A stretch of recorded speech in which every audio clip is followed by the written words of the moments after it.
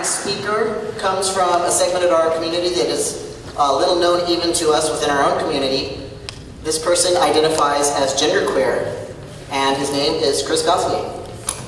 When I discovered my trans identity a few years ago, I was like, oh man, I just did this last year. The closet was such a dirty place for me the first time. Not in a good way. I didn't want to go back. So, I harnessed that inner drag queen in myself, and I told that closet, bitch, please. And I wasn't going to go back. And I'm really thankful that I have the support and the privilege of being able to do that. For those of you who are unfamiliar with the genderqueer struggle, it's sort of like being bisexual or like pansexual or of mixed ethnicity. People are always asking you, prove it, or choose one. The genderqueer is part of the larger gender revolution taking place. A few years ago, I didn't know anybody who identified as genderqueer, and since then I've met a bunch of people who are beginning to identify.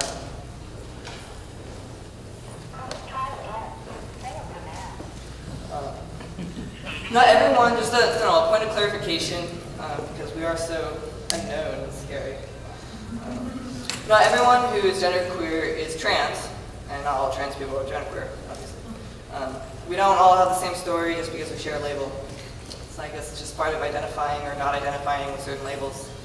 And I'm stealing this next part from our friends, so if you hate it, blame the female Tom Finland leather daddy who does femme for her day job. She says, labels just cause drama sometimes. And at the end of the day, it's how I see myself that matters. And that doesn't fit into a label. I think it's great that we have a diverse set of speakers up here. And I would encourage you to remember that there's plenty of stories that aren't being shared tonight also. We've come far, but let's not forget we still have much to do. For instance, this year is the first year they've had a genderqueer speaker. I live, and I see all around me that my life, while it may be considered less than in some of the institutions and those right-wing judgmentalists, is valued. I don't think my life is very different in terms of the themes I experience, because where I may be accepted in some spaces, while I may not be accepted in some spaces where somebody else is, I can guarantee you that that person is not going to be accepted in all of the spaces that I am. We shouldn't need to possessively control spaces and identities, but we do. We do, I think, because there are circles of violence that keep people from different groups from connecting. And the only way, I think, to see everyone as equal in this world is to see that everyone is pitted against each other. When we can not only see this, but actively empower each other to work together rather than against each other, we can begin to reverse the hate that we've historically directed to ourselves. And it doesn't have to be big. You don't have to make any grand gesture necessarily. In fact, see as many different kinds of people in the same room celebrating something like this tonight in solidarity. This is part of the beginning. 10 years ago, I can almost guarantee you, and because I wasn't around, you'd have to ask some of the other folks who maybe can attest to this, you wouldn't see this kind of diversity that we see here tonight. This event isn't even 10 years old. Our next speaker tonight is the lovely Miss Aya Ting. My name is Aya Ting. I'm Miss San Diego by the Trans Nation. I'm here to tell you a little bit about my stories. I came to this country at the age of 15. I didn't speak English. I didn't know anybody in this country. My mom just sang on the plane and said, "Go, I'm tired of you." But that's okay. I thought, wow, I got a chance to live my life. And long story short, I ended up in Vegas and became a showgirl at the age of 20, underage. Yeah, it's not as glamorous as you think. And I was so surprised. I was very lost. I was a new trying to live as a transgender person, and I was so surprised at the discrimination that we have within our community in Vegas. And people make me feel different because I don't have a breast implant. And many of you know that I never even take hormone, and people feel like, well, you're not transgender, and put me down. And from that day on, I decided I'm not going to let anybody decide who I am. Our next speaker is the handsome Mr. Tony Hadden. A little bit about my story. I actually ID'd as trans a good 7 years before I actually took hormones. That was a personal journey that I had to make. I know that for me, I didn't want to make a mistake because I knew that if I were serious about this, it was a lifelong process. That was kind of a clue for me that I was different. So I thought that I was gay. I thought I was a lesbian. Tried that for a couple years, and it just wasn't right. I mean, I didn't feel like a girl. You know, I mean, I didn't fit. And then I found out, oh, well, FTMs, because I knew about MTFs. I mean, that's kind of, I wouldn't say commonplace, but it's a lot more known about, transgender women rather than transgender guys. And the second I found out about trans guys, I was watching this documentary, and I was just flabbergasted. I was like, wow, that is possible. It's possible. And so I kept it inside for a long time. And at first I thought I was just genderqueer. At first I thought I was butch.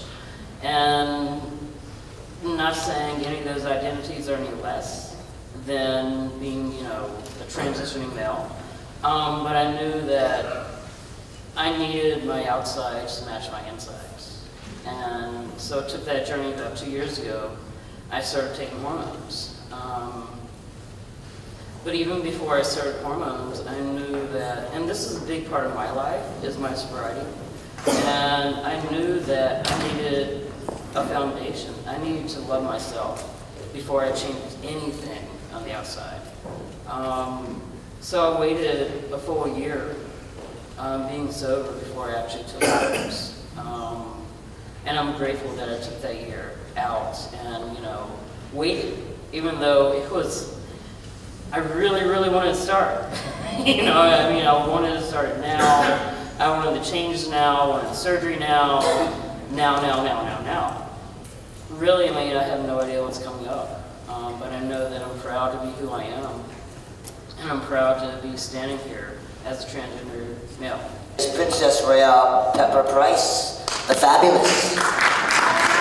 But I would like to bring greetings from Torrance, California. There was a little girl, transgender little girl was born by Kathleen and Ralph Price. I grew up in Torrance, California, moved to Fresno, California, was raised there. I went through some, hard trips in I graduated from Lemoore High School, and that's a little Navy place, and it was like, oh man, I'm growing up here, I can't take this. And I would go to school, and the guys and everybody would think, oh, my male name, I really don't like to tell it, but my male name was Vincent Price. So I would go to school, and I would go to school with glitter in my hair and all that, and they would just say, oh, there's something different about Vincent. And they didn't realize I was checking them out and they were being my boyfriends. And all of that, I moved to San Diego, and I went through some hard trips, going through the process of going through the change, and I became in the ministry, in church.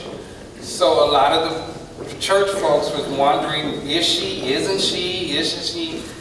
But it was, I went because I wanted a better guidance in my life to grow up.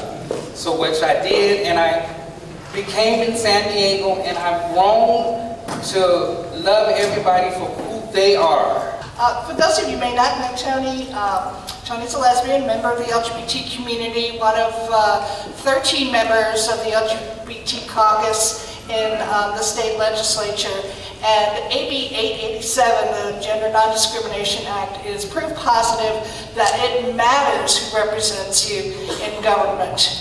This bill will make a big difference, and it is so fitting for today because, as you heard, not only will the bill make it clear to employers and landlords and even the government people who are charged with enforcing the law that gender in the law also means gender expression and gender identity. But equally important, it means that for people in the transgender community, everybody here will know what their rights are as well. And so I can't think of a better day to talk about this than a day of empowerment, because that's a pretty fine kind of empowerment to know what your rights are.